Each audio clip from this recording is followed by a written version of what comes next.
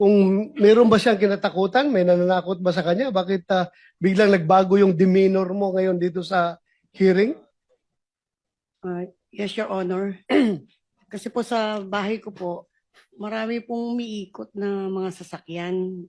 Tapos ang tagal po, hindi po namin malaman kung sino po sakay kasi sobrang tinted po nung mga sasakyan. May suspect ka ba? May suspetsa ka ba in particular kung sino itong mga tao na kinatakutan mo? Dr. Ronald De La Rosa is recognized. You have 5 minutes. Thank you, Mr. Chair.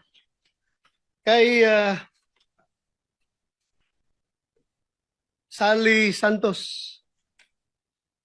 Miss Sally Santos, nung last hearing, napapansin ko sa'yo, masyado kang free-flowing magsalita.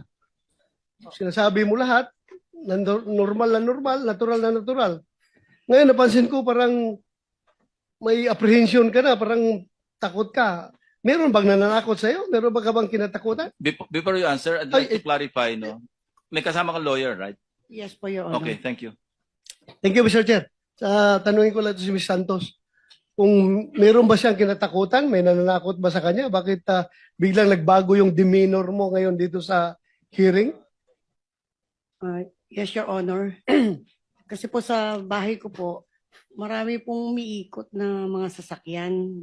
Tapos ang tagal po, hindi po namin malaman kung sino po sakay kasi sobrang tinted po nung mga sasakyan.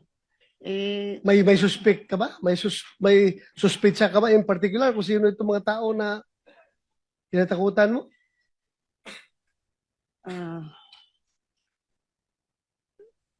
Para alam ng komite na ito, kung may mangyari sa'yo, alam namin kung sino pwede, posible magiging person of interest kung may mangyari sa'yo. Ang po pwede lang naman pong gumawa sa akin dito. Sila Sino? Engineer Bryce. Ha? Sila Engineer Bryce saka sila JJP. Engineer Bryce, Sir Chair, pwede matanong si Engineer Bryce kung meron ba siyang balak na masama para dito kay Santos? Wala po. Hindi ko po iniisip yun. So, babalikan kita.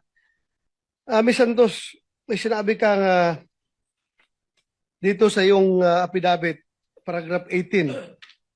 Ayon kay Engineer Bryce, sa lahat ng pagkakataon, kinukuha nila ang buong bayad sa isang proyekto ay sila na ang bahala magbigay sa kapitan, sa mayor, kay D.E. Henry at iba pang may SOP. Totoo ba to? Yes, Your Honor. Ito sabi ni Bryce. Yes, Your Honor. Balikan kita, Bryce. Nagbibigay ka sa mayor, sa kapitan? Hindi po, Your Honor. Wala po. At wala po akong kausap na politiko. Kasi last hearing, sinabi mo na yung pera na kinuha niya sa land bank, hinahatid niya sa iyo, iniiwan mo lang sa opisina mo, at kinukuha na ni D. Alcantara. At hindi mo alam kung magkano yung pera na yun dahil hindi mo tinitingnan, hindi mo binibilang. Am I correct? Tama po, Your Honor. Nakabox po siya at mga nakasil po. Nakapak, nakasil. Opo. Ngayon, may sinabi ka bago kanina na yung hatian ng SOP ay 20%. Pakiulit nga, for the record. Ano po yun? Yung sa kita po ng nung in-house construction po. Yun po yung sinasabi ko na 40% po kay DE, 20% po sa akin, 20% po kay Engineer Mendoza, at dun sa isa po namin kasama. So, kinuha niya yung pera sa total amount ng cost of project na binayaran ng DPWH, kinuha ni Santos. Halimbawa, may isang project na 100 million. Yung 100 million, according to him, binabawasan niya ng 3% royalty para sa kanyang lisensya bago niya ibigay sa'yo. So what is 3% of 100 million? 3 million po. 3 million. So 97, kabuoang 97 million ibibigay niya sa'yo. Yung 97 million na yun ba yun ay, this is only an example ha, yung 97 million na binigay niya, yan ba yun yung 20% mapupunta kay, sabi mo, DA? 20%. Pakiulit nga yung distribution. Kung magkano po yung magiging pera na na kinita, for example nga po kung nabigyan po ng 90 million o sabihin na po natin 100 million para madali po. Okay. Yung 40 million po doon na kay D.E. Henry Alcantara, 20 million po sa akin, 20 million din po kay Engineer Mendoza at 20 million din po doon sa isa naming kasama pa. Total of 100. Yes, Or kung 100 of the 90, binawasan na yan 3% eh. Binawasan na 3 million. So 97 million, yun ang hatian ninyo. 20%, 40% kay DA. Pakiulit.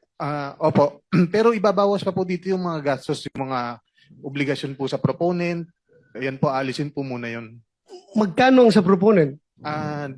Depende po. Minsan po, meron pong 25%, minsan po 30%. Depende po kung sino po ang kausap ni Boss Henry. So ito mga proponent na ito, kilala mo ito? Meron po akong specific knowledge yun nga po dito kay Senator Joel at saka po kay Senator Estrada. Pero yung sa iba po, naka-blind lang po ko. Paano mo na nagkakaroon ka ng personal knowledge doon sa kanila? Anong Sinasabi po sa akin mismo ni Boss. For example nga po, may ibang... personal knowledge mo galing kay boss mo? Yes po. Sinasabi niya po sa So yan akin. ang personal knowledge mo, sinasabi niya. Yes po. For example po, sabi po ni Boss, yung ibang mga senatorial funds daw po, si Yusek Robert Bernardo po ang kausap doon. Yusek Bernardo. Opo, Your Honor. General Alcantara, wala siyang alam sa mga pander, sa proponent. Ikaw daw ang may alam. I deny, Your Honor. Na binanggit ko na po kanina na pag lumabas po sa GAA, nag-implement lang po kami. So mahirap dito, Mr. Chair, dahil pareho na itong cited in contempt eh. Hindi ko na ito pwede papakontempt ulit dahil nakakontempt na itong dalawa na ito. So, yung meaning to say, yung sinasabi mo na hatian after na yon sa pander, yung proponent, Opo. binawasan na ninyo. Opo. Ang problema, kayong dalawa nagtutulakan. Bakit ang alam mo lang yung dalawang senador na binanggit, tapos yung iba, hindi mo maalala dahil napakaraming project hinawakan ninyo. Sobra-sobra, ang dami. Billion-billion yung dyan sa District Engineering Office ninyo. Tapos out of those billions na pera, dalawa lang ang maalala mo, yung dalawang senador lang. Ang alam ko po, mayroon pa pong iba kaso wala po akong sapat na ebidensya pang hawak sa ngayon. Dahil po nakakontact. Paano mo nalaman na merong iba? True sa mga text message. Wala po kasi akong hawak na Text cellphone. message nino. Anong staff po ni Boss Henry, tsaka po si Boss Henry. O bakit hindi mo sabihin kung sino yung mga tao na yan? Yun nga po, Your Honor, wala po kasi akong hawak, hindi ko po hawak yung cellphone ko kasi naka-contempt po ako. Kaya hindi po ako makakilos para mahanap po yung mga sapat na ebidensya para patunayan po yung ibang tao. Ayoko naman po magparatang ng wala po akong hawak na ebidensya. Tapos, kay Senator Jinko at Senator Joel, may hawak ka na ebidensya. Actually, ito nga po, dahil na rin po sa butihing Senator Win Gatchalian, yung pinakita niya po pala kanina na unprogram ng General Appropriation Act ng 2023, doon po nakasama yung listahan na project po ni Senator Joel. Alam mo, sabi Wala. ng boss mo, wala kayong Senator- alam. Wala Senator- kayong alam Senator pagdating. De La Rosa, Yes, sir. whether program or unprogram, no, yung nag-enumerate ka may Opo. description ka. Yes po. Sige, point out mo ngayon kung saan sagaa yun. No, not in your list. Sagaa mismo. Ah, Para matulungan mo kami. Your Honor, hindi po siya sa GAA. Kung kanina, Walang Opo, ibang pagdadalan yung items, kundi from GAA. Walang ibang pagkukunan dyan kung sa GAA. Whether program or unprogram, naka-indicate doon. Yan, binibigyan ka ng kopya ng GAA. oh. Your Honor, yung kanina pong pinakita po ni Senator Win Gatchalian na listahan ng unprogram po noong 2023. Eksakto po, yun po We yung will examine that. yes po, Okay. eksakto po, yun po yung mga binanggit namin project ng listahan ng na 600 million po.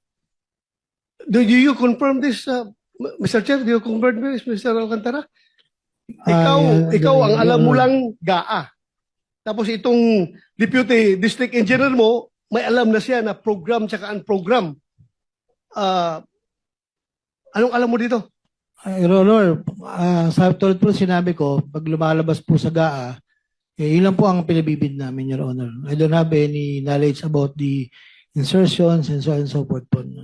So hindi mo alam kung ito ay program or unprogram funds Yes, ang Your implement ninyo. Mr. Chair, With the Paano? permission of Senator De La Yes, sir. with the permission of Senator Batom, mabilis lang po, ano?